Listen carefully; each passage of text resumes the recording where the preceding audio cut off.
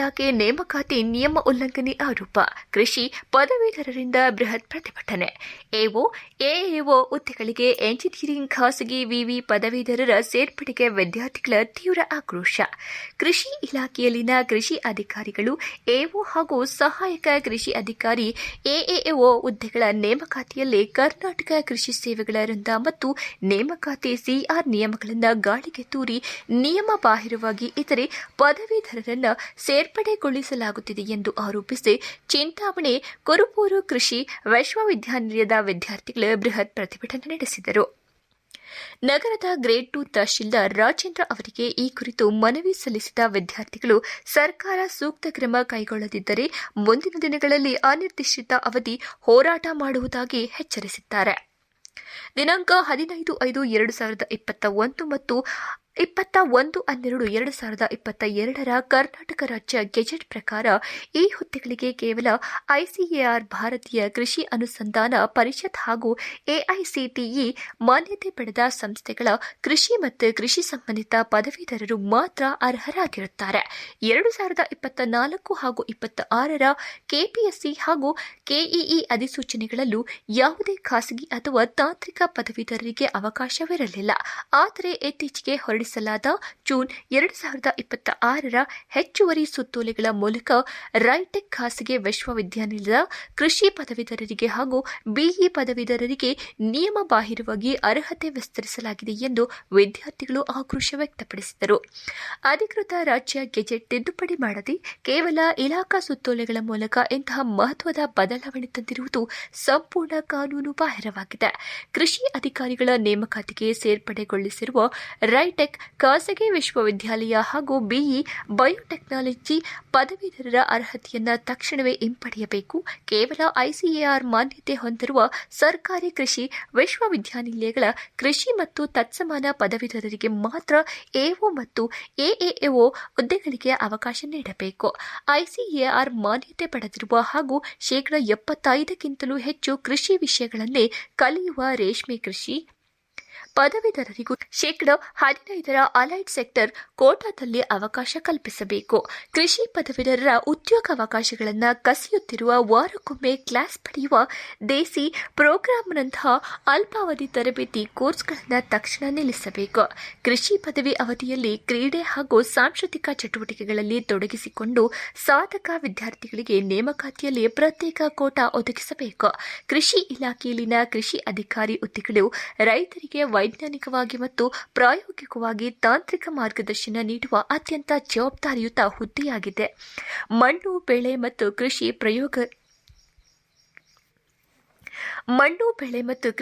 ಪ್ರಾಯೋಗಿಕ ಜ್ಞಾನವೇ ಇಲ್ಲದ ಎಂಜಿನಿಯರಿಂಗ್ ಪದವೀಧರರಿಗೆ ಈ ಹುದ್ದೆಗಳನ್ನು ನೀಡುವುದರಿಂದ ರೈತರಿಗೆ ಯಾವುದೇ ಪ್ರಯೋಜನವಾಗುವುದಿಲ್ಲ ಎಂದು ವಿದ್ಯಾರ್ಥಿನಿಯಾದ ಚಿನ್ಮಯಿ, ಮಾಧುರ್ಯ ಮತ್ತು ಸ್ವಾತಿ ತೀವ್ರ ಬೇಸರ ವ್ಯಕ್ತಪಡಿಸಿದರು.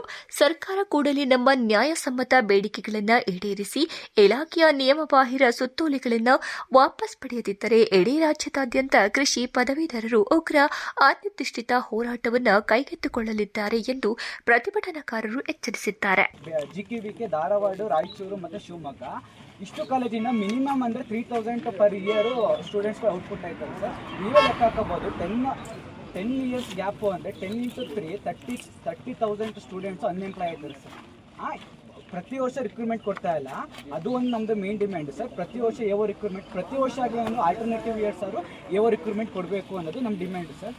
ಸೆಕೆಂಡ್ ಬಂದುಬಿಟ್ಟು ರಿಮೂವ್ ರಾಯ್ ಟೆಕ್ನಾಲಜಿ ಕಾಲೇಜ್ ಅಂದರೆ ಸರ್, ಈಗ ನಾವು ಅಗ್ರಿಕಲ್ಚರ್ ಓದಬೇಕು ಅಂದರೆ PUCಲಿ ಸೈನ್ಸ್ ತಗೊಂಡು PCMB ಓದಿ, PCMBಲಿ ಒಳ್ಳೆ ಮಾರ್ಕ್ಸ್ ತಗೊಂಡು CET ಎಕ್ಸಾಮ್ ಬರ್ದು, CET ಎಕ್ಸಾಮಲ್ಲಿ 2 ಥರ ಬರ್ತದೆ ಸರ್, ಜನರಲ್ ಕೋಟಾ ಮತ್ತು ಅಗ್ರಿಕಲ್ಚರ್ ಕೋಟಾ ಅಂತ. ಜನರಲ್ ಕೋಟಾದಲ್ಲಿ pure CET marks plus PUC marks sheet ಮೇಲೆ ಬರ್ತೀವಿ. ಮತ್ತು ಅಗ್ರಿಕಲ್ಚರ್ ಕೋಟಾ ಅಂದರೆ ರೈತರ ಮಕ್ಕಳು ಯಾರು ಎಲಿಜಿಬಲ್ ಇರ್ತಾರೆ ಅವರು ಪ್ರಾಕ್ಟಿಕಲ್ ಎಕ್ಸಾಮ್ ಅಂತ 200 ಮಾರ್ಕ್ಸಿಗೆ ಬರ್ತೀವಿ. 50% ಅದು 50% CET ಮಾರ್ಕ್ಸ್ ಇದೆ. 2 ರಿಸರ್ವೇಷನಲ್ಲಿ ಬರ್ತದೆ ಸರ್. ಅಷ್ಟು ಕಾಂಪಿಟೇಷನ್ನ ಫೇಸ್ ಮಾಡ್ಕೊಂಡು ನಾವು ಇಲ್ಲಿ ಅಗ್ರಿಕಲ್ಚರ್ ಕಾಲೇಜ್ಗಳಲ್ಲಿ ಅಗ್ರಿಕಲ್ಚರ್ ಓದ್ತೀವಿ. ಅದೇ ನೀವು ರಾಯ್ ಟೆಕ್ನಾಲಜಿ ಅಂದರೆ PUCಲಿ ಜಸ್ಟ್ ಪಾಸ್ ಆಗಿರೋರ್ಗು ಕಡಿಮೆ ನಾಲೆಜ್ ಇರೋರ್ಗು ಫ್ರೀಯಾಗಿ ದುಡ್ಡು ಕೊಟ್ಟರೆ ಎಜುಕೇಷನ್ ಸಿಗುತ್ತೆ ಅನ್ನೋ ರೀತಿಯಲ್ಲಿ ಅವ್ರ ಕಾಂಪಿಟೇಷನ್ನ ಉಂಟಾಗ್ತಾರೆ ಸರ್. ಅದು ಸೆಕೆಂಡ್ ಬಂದುಬಿಟ್ಟು ರಿಮೂವ್ ದ ಬಯೋಟೆಕ್ನಾಲಜಿ ರಿಸರ್ವೇಷನ್. ಈಗ ನೋಡಿದ್ರೆ ಸರ್ ಮೇಜರ್ ಚೇಂಜಸ್ 2016 ರಿಕ್ರೂಟ್ಮೆಂಟ್ಗೂ 2026 ರಿಕ್ರೂಟ್ಮೆಂಟ್ಗೂ ಇದೆ ಸರ್ ಮೇನ್ ರೀಸನ್. 2016 ರಿಕ್ರೂಟ್ಮೆಂಟಲ್ಲಿ 100% ರಿಸರ್ವೇಷನ್ ಫಾರ್ AO ಎಕ್ಸಾಮ್ಗೆ ಫಾರ್ ಅಗ್ರಿಕಲ್ಚರ್ ಡಿಗ್ರಿ ಓನ್ಲಿ ಇತ್ತು ಸರ್. ಈಗ 2026 ಬಂದಿರೋ ರಿಕ್ರೂಟ್ಮೆಂಟಲ್ಲಿ ಲಾಸ್ಟ್ ರಿಕ್ರೂಟ್ಮೆಂಟ್ ಫಸ್ಟ್ ಒಂದು ರಿಕ್ರೂಟ್ಮೆಂಟ್ ಕೊಡ್ತಾರೆ ಕನ್ನಡ ಎಕ್ಸಾಮ್ ಕೋಟಾಗಳು ಕ್ಯಾಟಗಿರಿ ಕೋಟಾ ಆಫೀಸರ್ AOದಲ್ಲಿ ನೋಡ್ಕೊಡಿ ಅದೊಂದು ಕನ್ಫರ್ಮ್ ಮಾಡ್ತಾರೆ. ಯಾಕಂದರೆ ಅದನ್ನು ಕನ್ಫರ್ಮ್ ಮಾಡ್ತಾರೆ. ಇನ್ನೊಂದೇನೆ KAದವರು ಏಕಾಏಕಿ C&R ರೂಲ್ಸ್ನ ಅವರೇ ಯಾರಿಗೂ ಇನ್ಫಾರ್ಮ್, ಯಾರು ಸರ್ಕಾರಕ್ಕೆ ಇನ್ಫಾರ್ಮ್ ಮಾಡಿದ್ರೆ ಅವರೇ ಮಾಡ್ತಾರೆ. ಎಕ್ಸಾಂಪಲ್ ಬಯೋಟೆಕ್ನಾಲಜಿ ಆಗಿರ್ಬೋದು, ಹೈಟೆಕ್ ಆಗಿರ್ಬೋದು, ಅವರು ಕೂಡ ಎಲ್ಲೂ ಕೂಡ C&R ರೂಲ್ಸ್ನ ಅವ್ರು ಏನೂ ಕೂಡ ಮಾಡಿಲ್ಲ ಸರ್, ಚೇಂಜಸ್ ಕೂಡ ಮಾಡಿಲ್ಲ. ಅದರಿಂದ ಯಾವುದೇ ಕರ್ನಾಟಕ ಪತ್ರಗಳು ಕೂಡ ಬಂದಿಲ್ಲ ಸರ್. ಅವರು ಏಕಾಏಕಿ ಮಾಡಿರೋರು ಸರ್. ಇದರಿಂದ ಸ್ಟೂಡೆಂಟ್ಸಿಗೆ ಅಗ್ರಿಕಲ್ಚರ್ ಸ್ಟೂಡೆಂಟ್ಗೆ ಭಾಳ ಆಸೆ ಆಗಿದೆ ಸರ್. ಆಮೇಲೆ ಇನ್ನೊಂದು ಅಂದರೆ ಲಾಸ್ಟ್ ಸ್ಟಾಫ್ ದೇಸಿ ಪ್ರೋಗ್ರಾಮ್ ಪ್ರೊಟೆಕ್ಷನ್ ಅಂತಾರೆ ಸರ್. ಈ ದೇಸಿ ಪ್ರೋಗ್ರಾಮ್ ಆ್ಯಕ್ಚುಲಿ ಯಾಕೆ ಬಂತು ಅಂದರೆ, ಈಗ ಫಸ್ಟು ಈಗ ಒಂದು ಗೌರ್ಮೆಂಟ್ ಒಂದು ಇದು ಎಲಿಜಿಬಿಲಿಟಿ ತಗುತ್ತೆ ಫರ್ಟಿಲೈಸರ್ ಸರ್ಟಿಫಿಕೇಶನ್, ಫರ್ಟಿಲೈಸರ್ ಲೈಸೆನ್ಸಿಗೋಸ್ಕರ ಅಗ್ರಿಕಲ್ಚರೇ ಓದಿರಬೇಕು, ಅಗ್ರಿಕಲ್ಚರ್ ಅಲೈಟ್ ಸೆಕ್ಟರಿಂದಲೇ ಓದಿರಬೇಕು ಅಂತ ರೂಲ್ಸ್ ಇರುತ್ತೆ. ಆ ರೂಲ್ಸ್ ಬರೋಕ್ಕಿಂತ ಮುಂಚೆ ಆಲ್ರೆಡಿ ಹೊಸ ಜನ ಲೈಸೆನ್ಸ್ಗಳು ತಗೊಂಡಿರ್ತಾರೆ ಸರ್. ಅವರಿಗೆ ಅಗ್ರಿಕಲ್ಚರ್ ಬಗ್ಗೆ ನಾಲೆಜ್ ಇರಲ್ಲ. ಅವರಿಗೆ ನಾಲೆಜ್ ಕೊಡಬೇಕು. ಅವ್ರಿಗೆ ಲೈಸೆನ್ಸ್ ಕ್ಯಾನ್ಸಲ್ ಮಾಡೋಕ್ಕಿಂತ ಬೆಟರು ಅವ್ರಿಗೆ ನಾಲೆಜ್ ಕೊಟ್ಬಿಟ್ಟು ಅದನ್ನ ಬೆಟರ್ ಮಾಡ್ಬೋದು ಅನ್ನೋ ಇಂಟೆನ್ಷನ್ ಇಟ್ಕೊಂಡು ದೇಸಿ ಕೋರ್ಸ್ ತಂದರು ಸರ್. ಅದೀಗ ಈ ಕಡೆಯಿಂದ ನೀವು ಇಷ್ಟೇ ಸರ್ ಆಗ್ತಾ ಇತ್ತು. ಬಟ್ ಅದನ್ನು ಹೇಳ್ತಾ ಇರೋದು ನಾವೇನು ಓದ್ತಾ ಇದ್ದೀವಿ, ನಾವು ಓದಿರೋದು ಪರ್ಫೆಕ್ಟ್ ಸಬ್ಜೆಕ್ಟ್ ಬಗ್ಗೆ ಓದಿದ್ದೀವಿ. ಅದು ಓದ್ದಿರೋ ಇರೋರು ಎಲಿಜಿಬಲ್ ಯಾರಿಲ್ಲ ಅವ್ರಿಗೆ ನಮಗೆ ಎಲಿಜಿಬಿಲಿಟಿ ಕೊಟ್ಟು ನಮ್ಗೆ ಇದು ಮಾಡ್ತಾ ಇದ್ದಾರೆ ಅನ್ನೋದು. ನಾನು ಲಾಸ್ಟಲ್ಲಿ ಫರ್ಟಿಲೈಸರ್ ಅಂಗಡಿಗಿದ್ದು ಇದ್ರದ್ದು ನಾವೆಲ್ಲ ಇಷ್ಟೆಲ್ಲ ಕಷ್ಟಪಟ್ಟು ಓದ್ತಿರೋದು ಮಾಡ್ತೀವಿ. ನಮಗೆ ಕೊಡಲಿ, ಬೇರೆಯವರು ಏನೋ 4 ದಿನ ಓದ್ಕೊಂಡು ಬಂದು ಏನೋ ಒಂದು ಸಬ್ಜೆಕ್ಟ್ಸ್ ಇದು ಮಾಡಿಬಿಟ್ಟು ಸರ್ಟಿಫಿಕೇಟ್ ತೊಗೊಂಡು ಇದು ಮಾಡ್ತಾ ಇದ್ದಾಗ ನಾವು ಇಷ್ಟೆಲ್ಲ ಓದಿ 4 ವರ್ಷ ಎಲ್ಲ ಮಾಡಿ ಅನ್ಯಾಯ ಆಗ್ತಾ ಅಂತ ಹೇಳ್ತಾ ಇದ್ದೀರಾ. ಇದು ಸರ್ ಇನ್ನೊಂದಿದೆ ಸರ್. ಮೊದಲು ಸರ್ ಲಾಸ್ಟ್ 5 ಇಯರ್ಸಿಂದ ಪ್ರೈವೇಟೈಸೇಷನ್ ಇದೆಯಲ್ಲ ಸರ್. ಬರೀ ಅದು 100% ಅಗ್ರಿಕಲ್ಚರು CET ಮುಖಾಂತರನೇ ಬರೋರು. ಗೌರ್ಮೆಂಟ್ ICAR ಇಂದ ಅಕ್ರೆಡಿಟೇಟ್ ಆಗಿರೋ ಯೂನಿವರ್ಸಿಟಿಯಿಂದಲೇ ಡಿಗ್ರಿನ ಇದು ಮಾಡ್ತೀವಿ ಸರ್. ಬೇರೆ ಸ್ಟೇಟಲ್ಲಿ ಐತೆ ಓಕೆ, ಆದರೆ ಕರ್ನಾಟಕದಲ್ಲಿ ಇದುವರೆಗೂ ಇಲ್ಲ ಸರ್.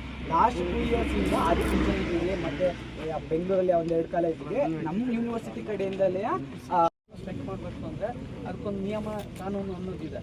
ಫಸ್ಟು ನಾನು ಗೌರ್ಮೆಂಟ್ಗೆ ಹಿಂಗೆ ಆಗ್ತಾ ಇದೆ ಅಂತ ಗೌರ್ಮೆಂಟ್ ಗಮನಕ್ಕೆ ತರಬೇಕು.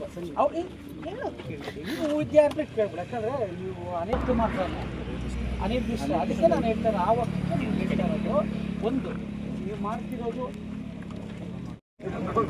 ಅಲ್ಲ.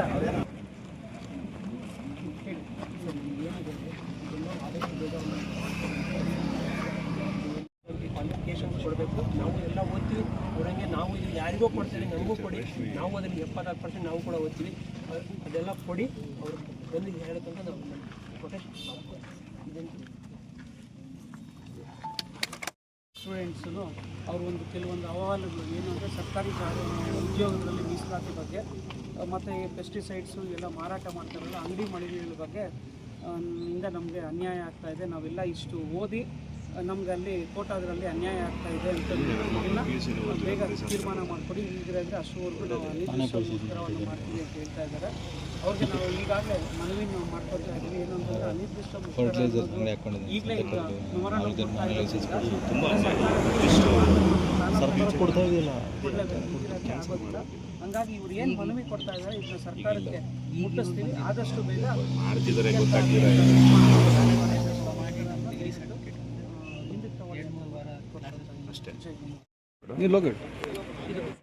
ನಾನು ರೇಷ್ಮೆ ಕೃಷಿ ಮಹಾವಿದ್ಯಾಲಯದಲ್ಲಿ final year BSc hons agriculture ಓದ್ತಾ ಇದ್ದೀನಿ. ಇವತ್ತು ನಾವೆಲ್ಲ ಇಲ್ಲಿ ಯಾಕೆ ಸೇರಿದ್ದೀವಿ ಅಂದರೆ ನಮ್ದಿಷ್ಟೇ. ಇದುವರೆಗೂ ನಿಮ್ಗೆ ಆಲ್ರೆಡಿ ಗೊತ್ತಿರ್ಬೋದು 2026 AO ಕೊಟ್ಟಿದ್ದಾರೆ. ಅದರಲ್ಲಿ ಆಗಿರೋ ಅನ್ಯಾಯನ ಅಪೋಸ್ ಮಾಡಿ ನಾವು ನಮ್ಮ ಪ್ರೊಟೆಸ್ಟ್ನ ಮಾಡ್ತಿದ್ದೀವಿ. ಏನಾಗಿದೆ ಅಂದರೆ 2016 ಕೊಟ್ಟಿರೋ ರಿಕ್ರೂಟ್ಮೆಂಟ್ ಪ್ರಕಾರ AO ಎಕ್ಸಾಮಲ್ಲಿ 100% 85% ರಿಸರ್ವೇಷನ್ ತಗೊಳ್ಳೋಕ್ಕೆ 86+ ಸಬ್ಜೆಕ್ಟ್ಗಳು ಓದ್ತೀವಿ. ಆ 86+ ಸಬ್ಜೆಕ್ಟ್ಗಳಲ್ಲಿ ಮಣ್ಣಿಂದ ಹಿಡ್ದು ಪ್ಲ್ಯಾಂಟಿಗೆ ಬರೋ ರೋಗಗಳು, ಕೀಟಗಳು ಮತ್ತು finance, economics course, agriculture extension, breeding, biotechnology, plant science 15% reservation ತಗೊಳ್ಳೋಕ್ಕೆ. ಅದೇ ಅದೇ ಬಿ ಬಯೋಟೆಕ್ನಾಲಜಿ. ಅವ್ರು ಏನು ಓದಿರ್ತಾರೆ, ಬಯೋಟೆಕ್ನಾಲಜಿ ಓದಿರ್ತಾರೆ, ಮತ್ತು ಒಂದು ಇಂಟ್ರಡಕ್ಟರಿ ಸಬ್ಜೆಕ್ಟ್ ಓದಿರ್ತಾರೆ. ಅಗ್ರಿಕಲ್ಚರ್ ಅಂದರೆ ಏನು ಅಂತ ಓದಿರ್ತಾರೆ ಅಷ್ಟೇ. ನಮ್ಮಂಗೆ ನಾಲೆಜ್ ಇರಬೇಕು, ಅಗ್ರಿಕಲ್ಚರ್ ನಾಲೆಜ್ ಇರಬೇಕು ಅಂದರೆ ನಮಗೆ ಪೂರ ಎಲಿಜಿಬಲ್ ಇರ್ತೀವಿ, ನಾವು ಎಕ್ಸಾಮ್ ಬರೋಕ್ಕೆ ಎಲಿಜಿಬಲ್ ಇರ್ತೀವಿ ಅಂತ ಹೇಳ್ಬೋದು. ಹಂಗೆ ನೋಡೋಕೆ ಹೋದರೆ 15% ರಿಸರ್ವೇಷನ್ ಕೊಟ್ಟವ್ರೆ, ಅದು ಯಾವ ರೀತಿ ಇದೆ? ನನ್ನ ಹೆಸರು Chinmayi, second year BSc hons agriculture ಓದ್ತಾ ಇದ್ದೀನಿ. College of sericulture Chintamani, Kurubur farm ಚಿಂತಾಮಣಿಯಲ್ಲಿ ನಾವು ಓದ್ತಾ ಇರೋದು. ನಾವು ಈ ಪ್ರೊಟೆಸ್ಟ್ನ ನಮ್ಮ ಎಲ್ಲ ಬೇಡಿಕೆಗಳನ್ನು ಈಡೇರಿಸೋವರೆಗೂ ನಾವು ಈ ಪ್ರೊಟೆಸ್ಟ್ನ ನಿಲ್ಲಿಸಲ್ಲ. ನಮ್ಮ ಬೇಡಿಕೆ ಏನು ಅಂತಂದರೆ, ಮೊದಲನೇದು AO ಎಕ್ಸಾಮು ಮತ್ತು ಡಬಲ್ AO ಎಕ್ಸಾಮಿಗೆ B ಮತ್ತು B ಟೆಕ್ನಾಲಜಿ ಅವರಿಗೆ ಕೊಟ್ಟಿರೋ ಎಲಿಜಿಬಿಲಿಟಿನ ಕ್ಯಾನ್ಸಲ್ ಮಾಡಬೇಕು. ಅದು ನಮ್ಮ ಫಸ್ಟ್ ಬೇಡಿಕೆ. ಸೆಕೆಂಡ್ ಬೇಡಿಕೆ ಏನಪ್ಪ ಅಂತಂದರೆ ಪ್ರೈವೇಟ್ ಕಾಲೇಜಸ್ನ ನಿಲ್ಲಿಸಬೇಕು. ನಾವು ಕಷ್ಟಪಟ್ಟು PUC ಓದಿ ಥ್ರೂ CET ಬಂದು ಇಲ್ಲಿ ಓದ್ತಿರ್ತೀವಿ. ಪ್ರೈವೇಟ್ ಕಾಲೇಜಸ್ ಅವರು ಈ CET ಥ್ರೂ ಇಲ್ಲ, ಪ್ರಾಕ್ಟಿಕಲ್ ನಾಲೆಡ್ಜ್ ಇಲ್ದಲೇ ಹೋಗಿ ಬರೀ ಮನಿ ಮೈಂಡೆಡಿಂದ ಓದ್ತಿರ್ತಾರಲ್ಲಿ. ನಮ್ಮ ಕಾಲೇಜಲ್ಲಿ ನಾವು ಬರೀ ಗೌರ್ಮೆಂಟಿಂದ ಏನು ಫೆಸಿಲಿಟೀಸ್ ಬರುತ್ತೋ ಅಷ್ಟೇ ಓದ್ತೀವಿ. ಆದರೆ ಅವರು ನಮ್ಮ ಕಾಲೇಜ್ ಟಾಪಲ್ಲಿ ಇರಬೇಕು ಅಂತ ಏನು ಪ್ರಾಕ್ಟಿಕಲ್ ನಾಲೆಡ್ಜ್ ಏನೋ ಇಲ್ಲ ಅಂತಂದ್ರೂ ಅವ್ರು CGPA 9 ಮೇಲೆ ಇಡ್ತಾರೆ. ಅವ್ರ ಕಾಲೇಜ್ ಟಾಪಲ್ಲಿ ಇರಬೇಕು ಅಂತ ಅಷ್ಟೇ. ಇಲ್ಲಿ ಸ್ಕಿಲ್ಗೆ ಎಲ್ಲೂ ವ್ಯಾಲ್ಯೂನೇ ಇಲ್ಲ. ಅದಕ್ಕೆ ಪ್ರೈವೇಟ್ ಕಾಲೇಜಸ್ನ ಬ್ಯಾನ್ ಮಾಡಬೇಕು. ಇದು ನಮ್ದು 2ನೇ ಬೇಡಿಕೆ.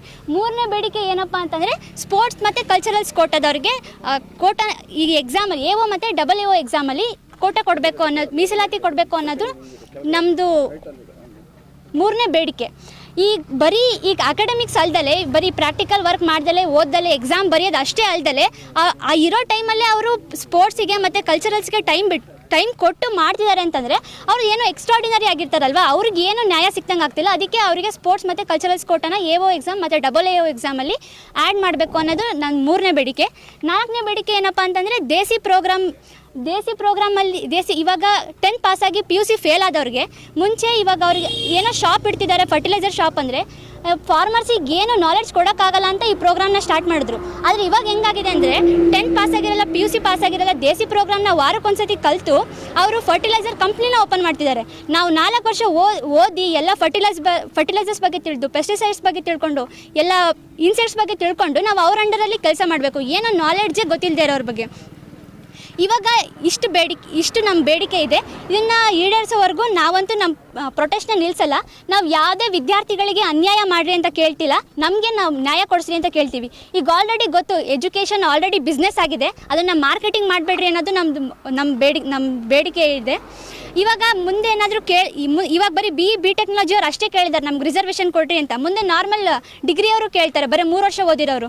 ನಾವು ಸೈನ್ಸ್ ಓದಿ ಬಂದಿರೋರ್ಗೂ ಮುಂದೆ ಅವ್ರು ಕೇಳ್ತಾರೆ ಅಂತ ಅವ್ರಿಗೂ ಕೊಟ್ಬಿಡ್ತೀರಾ? ದಯವಿಟ್ಟು ಇದನ್ನೆಲ್ಲದನ್ನು ಸರ್ಕಾರ ತಗೊಂಡು ಶಾಲೆಗಳಿಗೆ ಮೀಸಲಾತಿ ಏನಕ್ಕೆ ಕೊಟ್ಟಿದ್ದಾರೆ? ಈಗ ಯಾವ ಉದ್ದೇಶಕ್ಕೆ ಕೊಟ್ಟಿರೋದು? ಖಾಸಗಿ ಶಾಲೆಗಳಿಗೆ ಸರ್, ಕಾಲೇಜುಗಳಿಗೆ ಮೀಸಲಾತಿ ಕೊಟ್ಟಿದ್ದಾರಲ್ವ, ಈಗ ರಿಸರ್ವೇಷನ್ ಕೊಟ್ಟಿದ್ದಾರೆ ಖಾಸಗಿ ಶಾಲೆಗಳಿಗೆಲ್ಲ, ಕಾಲೇಜುಗಳಿಗೆ B.Tech ನೀನು ಹೇಳಿದಲ್ಲಿ ಈಗ ಅವ್ರಿಗೆಲ್ಲ ಏನಕ್ಕೆ ರೀಸನ್ ಕೊಟ್ಟಿದ್ದಾರೆ? ಅದೇ ಸರ್, ರೀಸನ್ನೇ ಗೌರ್ಮೆಂಟ್ ನಮಗೆ ಕರೆಕ್ಟಾಗಿ ತಿಳಿಸಿಲ್ಲ ಏನು ಕೊಟ್ಟಿದ್ದಾರೆ ಅಂತ. ಇವಾಗ ಪ್ರತಿ ವರ್ಷ AO ಮತ್ತು ಡಬಲ್ AO ಆ ಜಾಬಿಂದ ಯಾರು ರಿಟೈರ್ಡ್ ಆಗಲ್ವ ಸರ್? 10 ವರ್ಷದಿಂದ ಕರೆದೇ ಇಲ್ಲ. ಇವಾಗ ಸರ್ಕಾರ ಏನು ಮೀಸಲಾತಿ ಕೊಟ್ಟಿದ್ದಾರೆ ಮತ್ತು ಪ್ರತಿ ವರ್ಷ ಯಾಕೆ ಕರಿತಾ ಇಲ್ಲ? ಗೌರ್ಮೆಂಟಲ್ಲಿ ಏನಾಗ್ತಿದೆ ಅಂತ ಸ್ಟೂಡೆಂಟ್ಸಿಗೆ ಕರೆಕ್ಟಾಗಿ ಗೊತ್ತಾಗ್ತಾನೆ ಇಲ್ಲ ಸರ್. ಅದು ಆ ಗ್ಯಾಪ್ ಕಮ್ಮಿಯಾಗಿ ನಮಗೆ ಗೌರ್ಮೆಂಟಲ್ಲಿ ಏನಾಗ್ತಿದೆ, AO ಎಕ್ಸಾಮು ಮತ್ತು ಡಬಲ್ AO ಎಕ್ಸಾಮು ಪ್ರತಿ ವರ್ಷ ಕಂಡಕ್ಟ್ ಆಗಬೇಕು ಸರ್. ಓಕೆ.